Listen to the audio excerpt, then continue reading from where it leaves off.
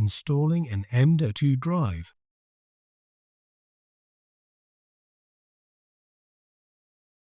Making sure to follow the thermal pad installation guidelines from the user guide. Replace the thermal pads if they are damaged or detached, the replacement component is from a different brand, or has a different form factor to the old component. Attention! If only one M.2 drive is to be installed on the system board, it should be installed in slot 1.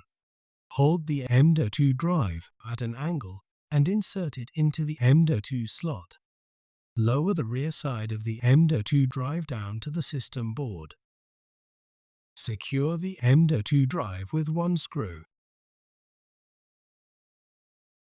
Install the bottom cover. Refer to the Installing a Bottom Cover video in the playlist for detailed steps.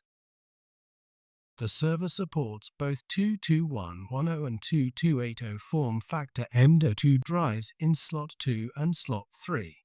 The two form factors have different installation procedures. Work through the following procedure to install a 22880 M.2 drive. Hold the M.2 drive at an angle and insert it into the M.2 slot. Lower the rear side of the M.2 drive down to the system board. Secure the M.2 drive with one screw.